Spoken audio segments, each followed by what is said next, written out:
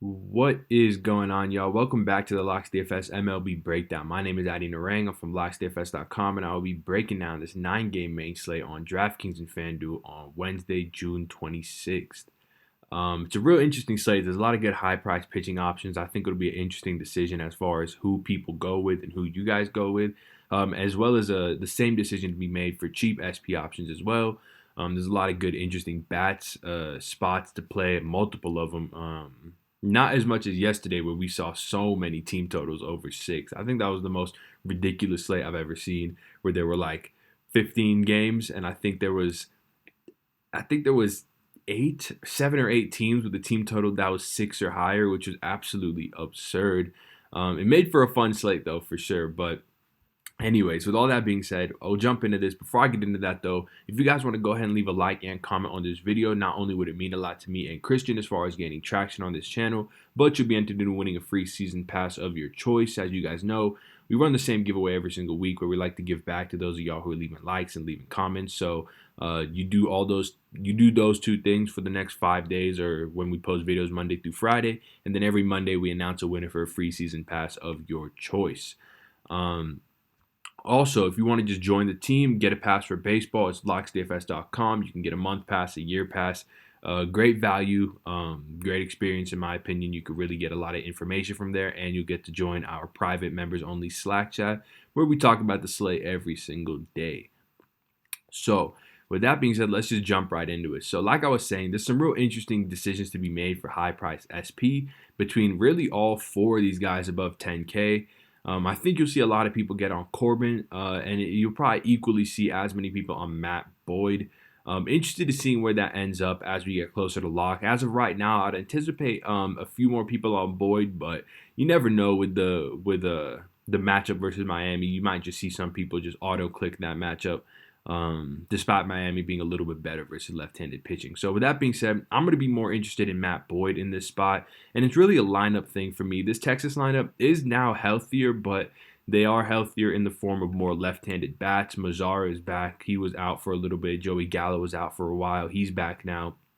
And this lineup in general has 4 left-handed batters in it versus Matt Boyd, who's absolutely dominant on left-handed bats. He's pretty good on both, but versus lefties, it's almost an auto out with a 2.67 xFIP and 11.3 K per 9, and that goes along with a 63% ground ball rate and a 31% hard hit rate.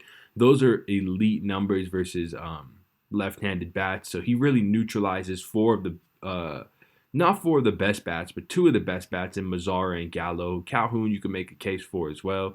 And Guzman's not a bad bat himself. So he really neutralizes 4 of their better bats. And as we saw, his numbers versus righties are equally as good. So really interested in this spot here. And we do see some positive line movement coming in on Detroit as well.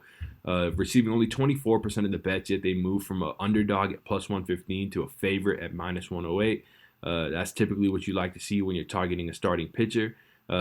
Texas Rangers team total has dropped from 4-7 to 4-2. That's another good positive for Matt Boyd, and another positive is 45% of bets on the over, yet the total has dropped from 9 to 8.5. So the under is being hammered with sharp money. The Detroit money line is being hammered with sharp money, so we're interested in the Detroit starting pitcher, which is Matt Boyd. Scrolling down a little bit, I think it's going to be another interesting decision between Zach Gallen and Framber Valdez here. I think ownership right now is leaning towards Gallen, but I'm a little bit more interested in Framber Valdez. Gallen, obviously an awesome prospect. He's also getting some reverse line movement versus Patrick Corbin in the Nationals, so definitely an interesting spot to look to for some strikeout upside. But Framber Valdez sort of gives you the similar strikeout upside of Zach Gallen, and he's just sort of proven it on a little bit of on the major league level for a little bit longer. He's got a 3.84 xFIP versus righties, 4.06 versus lefties. Decent K per 9, around 8.5 at home. He has pitched a little bit better with an xFIP at 3.08. He's also generating ground balls at a really good clip. He's basically a sinker ball pitcher with some decent strikeout stuff, so it helps explain the ground balls at 60% to righties and 58% to lefties. Love that in my starting pitcher just because he can easily escape damage if he happens to put some guys on. Framber Valdez in the minor leagues, he did walk 5.8 batters per 9 innings, and you kind of see some of those walk issues emerge in the majors. But some of the good news in regards to that is that this Pittsburgh Pirates lineup versus left-handed pitching actually has the lowest the lowest walk rate in baseball versus left-handed pitching. As you can see, it's at 4.4% with a 75 WRC plus, which is awful. So definitely an interesting spot for Framber Valdez. I think it's less risk than maybe Zach Gallen because he's versus a more potent lineup, even though he's got good line movement. We do see Pittsburgh with a lower team total at 3.8. So it's going to be a tough call between those two, but as of right now, I think I'm leaning with Framber. But yeah, with that being said, let's move on to some of these bats since there are a lot of spots. The first spot I want to talk about is the LA Angels versus Tanner Roark. They are in LA, so LA is a pretty good park for home runs, but aside from that, it's pretty neutral ballpark.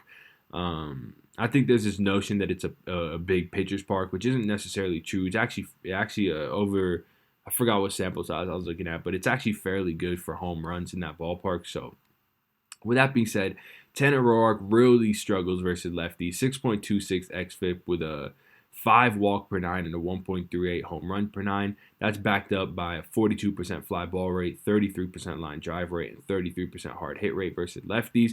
Versus righties, the hard hit rate actually jumps to 40%. He's only got a 2.9% home run to fly ball rate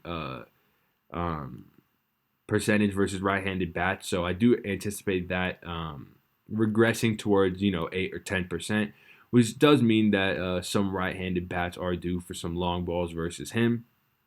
And I'll be interested in sort of this whole top half of the lineup.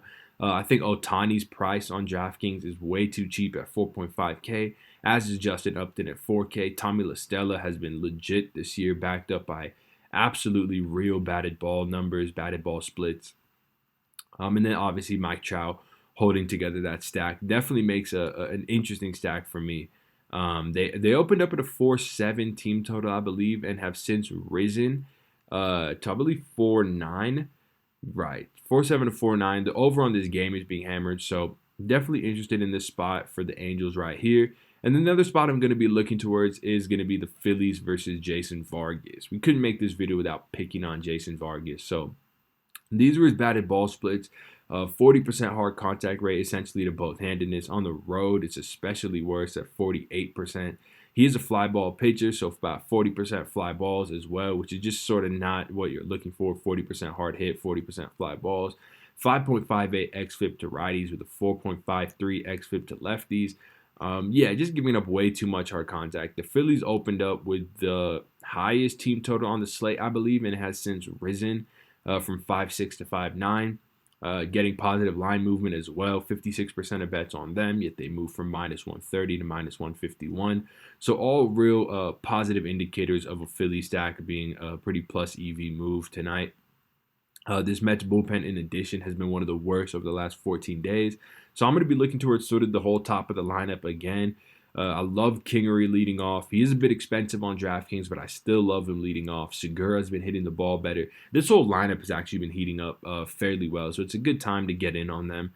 And then obviously Bryce, Reese, Realmuto, all in play. So I think a 1 through 5 stack is certainly in play. And you can also look towards it for some individual one-offs if you so choose. So with that being said, guys, that's going to wrap it up for this video. I'm going to go ahead and do these home run calls, and then we'll get out of here. So below 4K, I haven't actually found, I know my guy that's above 4K, but let's see if I can find someone 4K or lower. I think I'm going to have to go with Justin Upton here. I talked about how Tanner Roark is due for some negative regression as far as home runs to right-handed bats, with only a 2.9% home run to fly ball percentage. So a guy like Justin Upton, who hits the ball really hard and who hits a bunch of fly balls, he's been reverse splits the past 2 years, I believe, and including this year. So really interested in him, and this price is just way too cheap. So love Justin Upton at 4K. He'll be the cheap guy. And then the high price home run call, I just have to go with Rhys Hoskins here. He's 4.7K. I know he has better power numbers versus righties, but he is still an amazing hitter versus lefties. You can tell via his walk rate. Love this spot for all right-handed bats versus Vargas. I think I just as easily could have gone Realmuto or Kingery, but I'm going to go ahead and go with Reese since he does have the most power of those three guys. So interested in both those guys as my high and low price home run calls. Interested in Philly as a stack, interested in the Angels as a stack as well. So with that all being said, guys, thank you so much for checking out this video. If you did enjoy, a like and comment, as I said before, means a lot. I hope you guys win a ton of money tonight, and I will see y'all on Friday. Peace.